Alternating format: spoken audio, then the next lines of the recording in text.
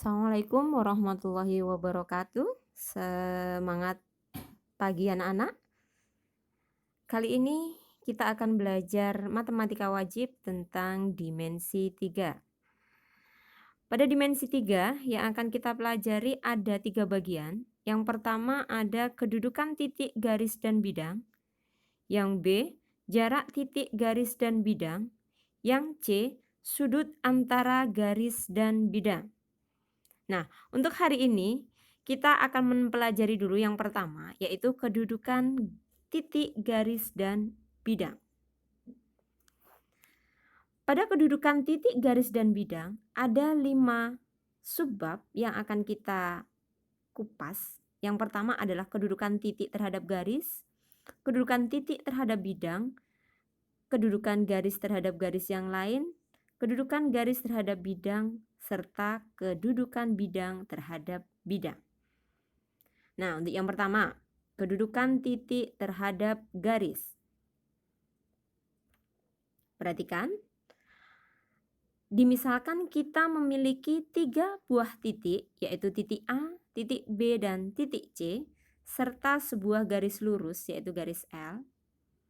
Kalian bisa melihat di manakah posisi masing-masing titik itu terhadap garis? Ya, benar sekali. Titik C terletak di luar garis L, sementara titik A dan titik B berada pada atau terletak pada garis L. Ya, itu ya kedudukannya. Oke, kita lanjut.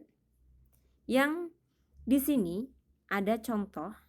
Silahkan perhatikan kubus KLMN PQRS. Ada titik O, di mana titik O merupakan perpotongan antara diagonal KM, saya ulangi, diagonal KM, serta diagonal LN. Berarti titik O itu tepat berada di perpotongan 2 buah diagonal dasar, berarti di tengah ya titik O itu.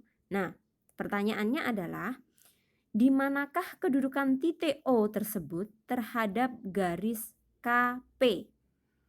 Garis KP posisinya tegak itu ya. Kemudian di manakah posisinya titik O atau terletak di manakah titik O terhadap garis KM. Kalian bisa menjawab dengan menentukan titik O itu terletak pada atau di luar garis gitu. Itu ya, ngerti ya? Nah, sekarang yang kedua, kedudukan suatu titik terhadap bidang.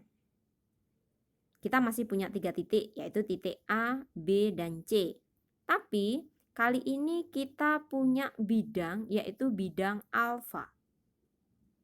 Nah, ada 2 kemungkinan posisi suatu titik itu terhadap bidang. Yang pertama, titik itu terletak pada bidang. Yang B, kemungkinannya dia terletak di luar bidang. Kalau kalian lihat titik C berada di mana? Ya, benar sekali. Titik C berada di luar bidang alfa. Sementara titik AB-nya berada pada bidang alfa. Nah, berikut contohnya. Kalau kita punya suatu balok A, B, C, D, E, F, G, H, kemudian ada titik P dan titik Q yang merupakan titik tengah dari rusuk EF dan rusuk GH. Jadi titik P berada pada titik tengah rusuk EF, kemudian Q berada di tengah rusuk GH. Nah, kalian bisa menentukan di manakah kedudukan titik P terhadap bidang AB, FE, dan kedudukan titik Q terhadap bidang AD, AE. Kalian jawab ya, kemudian ditulis nanti di buku catatannya.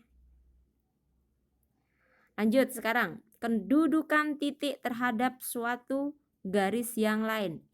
Kedudukan garis terhadap garis yang lain. Perhatikan gambar berikut. Ada 3 gambar yang kita miliki, yaitu gambar A, gambar B, dan gambar C. Pada gambar A, 2 garis berpotongan. Ada 2 buah garis berpotongan. Yang B, kita bisa melihat ada 2 buah garis yang sejajar. Sementara yang C, ada 2 buah garis yang bersilangan. Kalian nanti di sini hati-hati ya, harus tahu bedanya antara perpotongan yang A dan yang bersilangan. Kalau yang sejajar sudah kelihatan ya, jelas ya. Apa sih bedanya berpotongan dan bersilangan? Pada gambar A, garis M dan N saling berpotongan, di mana garis M dan N dikatakan berpotongan jika atau karena kedua buah garis tersebut berada pada bidang yang sama dan kedua garis hanya mempunyai satu titik persekutuan, yaitu titik A.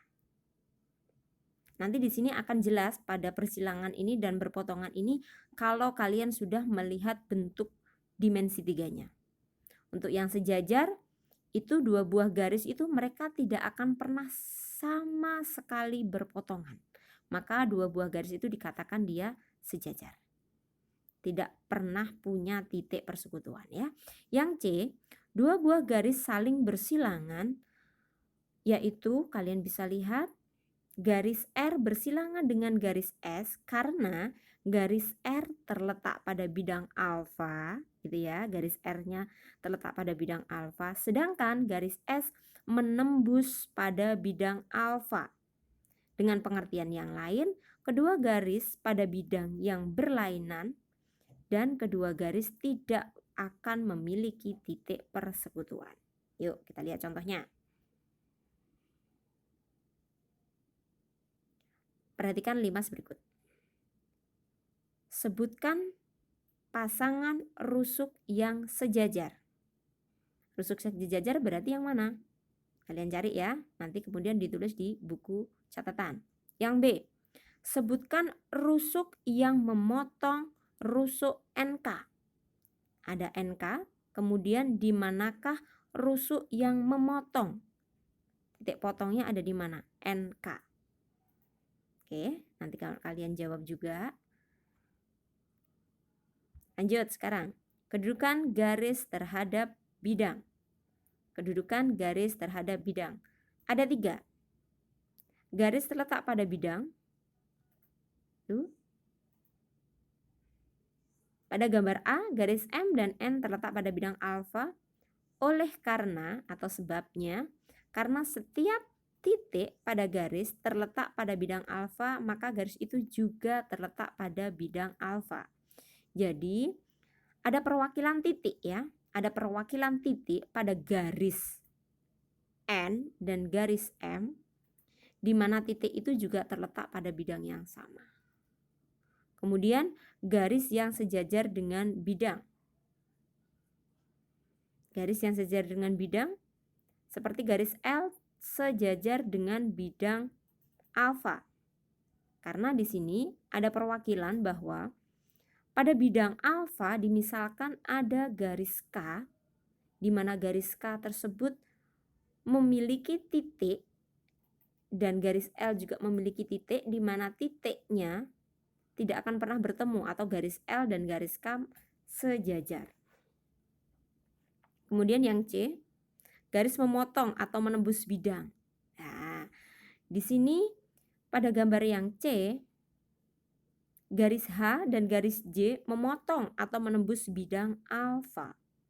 Berturut-turut jika di titik A dan B, kalian bisa lihat ada titik tembusnya atau titik potongnya. Garis J memotong tegak lurus di bidang alfa.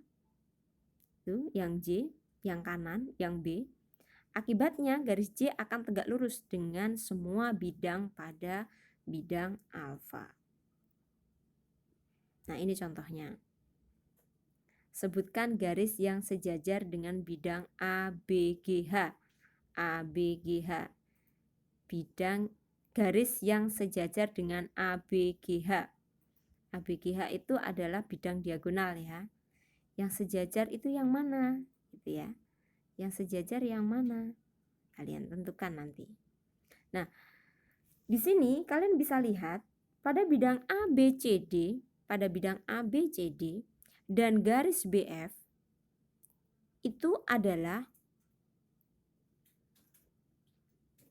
garis yang menembus bidang ABCD.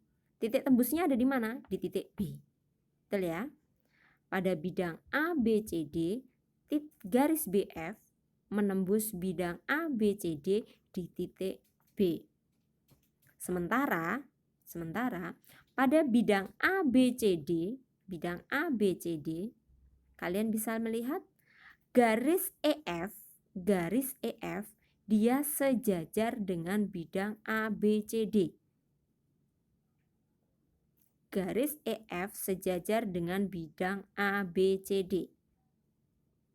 Nah, sekarang pada bidang ABCD, garis AD itu adalah garis yang terletak pada bidang ABCD. Paham ya? Paham. Nah, nanti kalian bisa tambahkan catatan yang disampaikan Bu Anissa tadi. Lanjut. Yang terakhir, kedudukan bidang terhadap bidang. Ada dua kemungkinan, dua buah bidang kedudukannya masing-masing adalah dua buah bidang itu mereka sejajar atau dua buah bidang itu berpotongan. Nah, berpotongannya bidang itu dia bisa saling berpotongan tegak lurus atau berpotongan tidak tegak lurus. Nah, itu posisinya. Nanti akan terlihat lagi lebih jelasnya pada contohnya. Oke ya, sebelum kalian membaca soalnya, Bu Anissa akan berikan contoh. Di sana ada bidang KLMN OPQR. Bidang KLMN dia sejajar dengan bidang OPQR. Saya ulangi, bidang KLMN dia sejajar dengan bidang OPQR. Sementara bidang KLMN dia tegak lurus atau berpotongan tegak lurus dengan bidang LMQP. Nah, demikian penjelasan kedudukan suatu titik, kedudukan suatu garis, dan kedudukan suatu bidang pada dimensi 3. Kalian bisa play ulang video ini, kalian bisa catat di buku catatan, kemudian catatannya difoto, bisa dikirim ke Google Classroom. Demikian untuk hari ini, mudah-mudahan bermanfaat. Terima kasih. Assalamualaikum warahmatullahi wabarakatuh.